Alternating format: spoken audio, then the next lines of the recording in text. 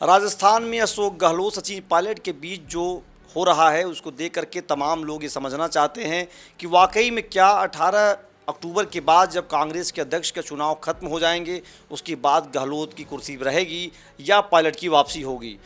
इसी विषय को लेकर के तमाम जगहों पर हमने बातचीत की और लोगों को समझने की कोशिश कर रहा हूं कि लोग क्या चाहते हैं, लोगों के मन में क्या है। पायलट अगर आएंगे तो स्थिति बेहतर होगी या गहलोत के रहते सरकार अच्छा काम कर पाएगी। आज हमारे साथ एक शिक्षाविद हैं, उनसे बातचीत करते हैं, समझते हैं शिक्षा को लेकर के कितना काम किया है अशोक गहलोत सरकार ने। आप शिक्षाविद हैं, आप समझते हैं राजस्थान को, आपको क्या लगता है गहलोत के रहते शिक्षा के लिए अच्छे काम किए जा रहे हैं या बस केवल वादे पर वादे हो रहे हैं? इसमें वास्तविकता तो यह है कि गहलोत के आगे वादे ज़्यादा किए हैं, कार्य कम हुआ है। शिक्षा के क्षेत्र में या और दूसरे क्षेत्रों में इतना काम नहीं हुआ है जितना कि होना चाहिए था। सचिन पायलट के द्वारा ही ये मुख्यमंत्री बन पाए थे। अगर सचिन पायलट उस समय इतना वो नहीं करते प्रचार, तो गहलोत जो है मुख्यमंत्री नहीं बन पाते। और रहा एजुकेशन के बारे में, तो एजुकेशन में इतना कार्य नहीं किया है क्योंकि यहाँ पर कर्मचारियों का भी काफ़ी शोषण हो रहा है। यहाँ 2 साल बगैर उसके यानी कम वेतन पर आदमी रखे जाते हैं, जबकि और स्टेटों में ऐसा नहीं है। तो इसे हम शोषण कहें या क्या कहें। सरकार को मात्र 1.5 साल और बचे हैं और अगर गहलोत जाते हैं, पायलट आते हैं, तो आपका कहना है कि उस समय सरकार पायलट की वजह से आई। क्या आपको लगता है कि पायलट के पास कुछ विजन दिखता है आपको कि अगर वो आते हैं, चूँकि वही मुख्यमंत्री रहे लगभग 2 साल तक रहे, आपको लगता है कि पायलट के रहने के बाद स्थिति शिक्षा की बेहतर हो सकती है? मेरी जो सोच है वो यह है कि नवयुवक है पायलट, और अगर पायलट आ जाए तो हमारी राजस्थान सरकार में थोड़ा सा शिक्षा का भी अच्छा बेहतर कार्य होगा गहलोत के मुकाबले, क्योंकि गहलोत ने वायदे ज़्यादा किए हैं, कार्य कम किए हैं। इन्होंने एक लॉलीपॉप जैसा पकड़ा दिया है लोगों को, और विकास कार्य के नाम से नगण्य है।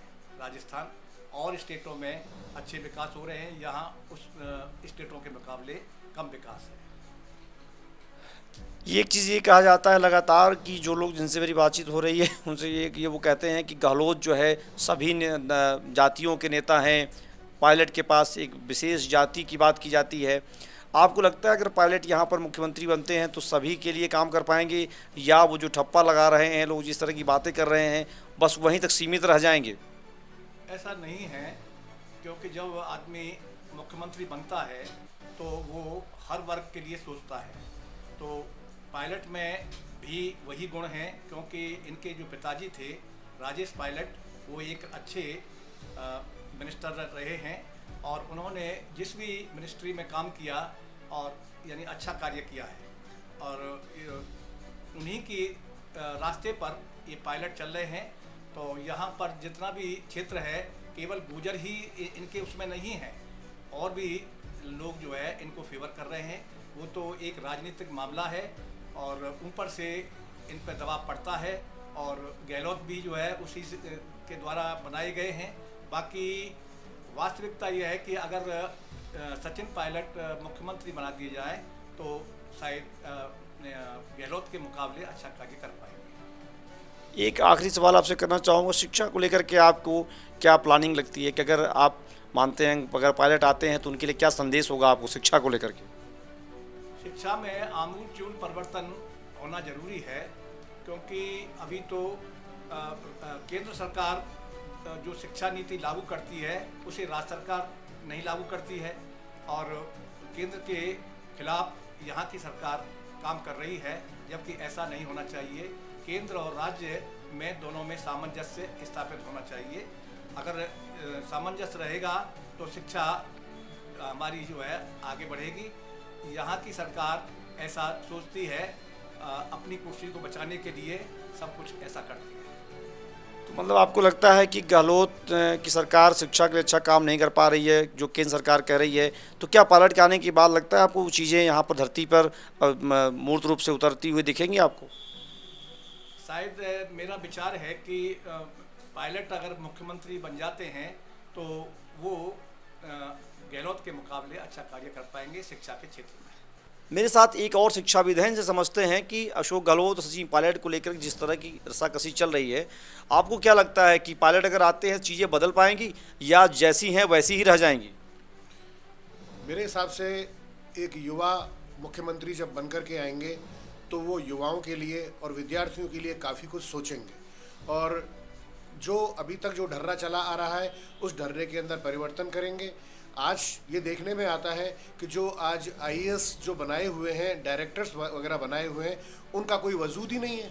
वो लोग ना तो कोई ट्रांसफ़र करने के सक्षम होते हैं, ना वो कुछ करने के सक्षम है, तो फिर उनको वहाँ क्यों लगाया हुआ है? या तो उनको हटा दिया जाए, वो पोस्ट ही ख़त्म कर दी जाए। और इन चीज़ों के लिए जो अवैध गतिविधियाँ चल रही हैं उनमें अधिकारी लिप्त रहते हैं। तो इन चीज़ों को मैं जहाँ तक सोचता हूँ पायलट साहब जब आएंगे तो इन पर लगाम लगाने की कोशिश करेंगे। अशोक गहलोत के साथ जो शिक्षा मंत्री हैं इनका एक बार नाम आया कि वे मुख्यमंत्री बन सकते हैं, बीडी कल्ला जी। फिलहाल अभी वो इस दृश्य से बाहर हैं।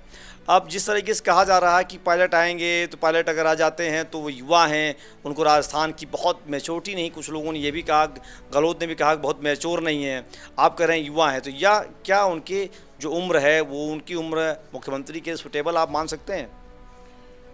सर कोई भी पद ग्रहण करने के लिए उम्र कोई एक दायरा नहीं होता है उम्र का, क्योंकि जो व्यक्ति बचपन से ही राजनीतिक माहौल के अंदर पैदा हुआ है और वहीं पला बढ़ा है तो वो समझ सकता है कि राजस्थान में इस समय क्या आवश्यकता है और क्या आवश्यकता को पूरी करने के लिए हमें किन संसाधनों की आवश्यकता है। तो ऐसा नहीं है कि उम्र के हिसाब से पायलट साहब मुख्यमंत्री बनने के लायक नहीं है।